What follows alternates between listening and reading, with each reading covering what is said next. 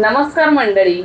ओले काजू टाकून चिकन खूप भारी होतं म्हणतात. चला मग आज ट्राय करूयात. तर एका कढईमध्ये लवंग, मिरी आणि धणे घेतले छान भाजून.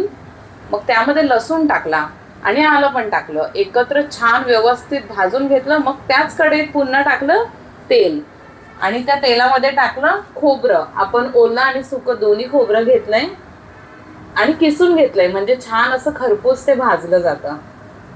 मग खोबरं भाजून झाल्यानंतर त्यामध्ये टाकायचा उभा चिरलेला कांदा.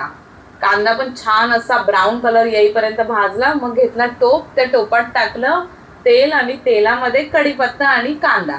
बघ, कांदा बारीक चिरून टाकलाय आणि कढीपत्ता बघा कसा छान तळला गेलाय चुरचुरीत.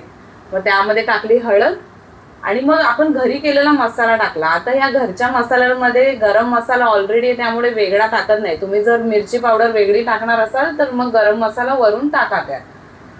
मग तेलामध्ये छान परतून त्याला तेल सुटेपर्यंत इथे आपण काजू सोलून घेऊयात.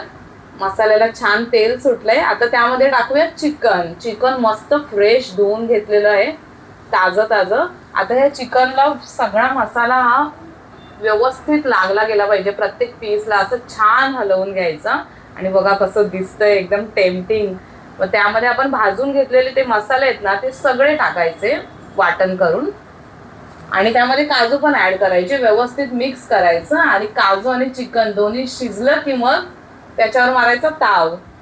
हे चिकन आपण तांदळाची भाकर, ज्वारीची, बाजरीची किंवा नान, रोटी कशाही सोबत खाऊ शकतो. एक नंबर लागतं. खरंच एकदा नक्की ट्राय करा.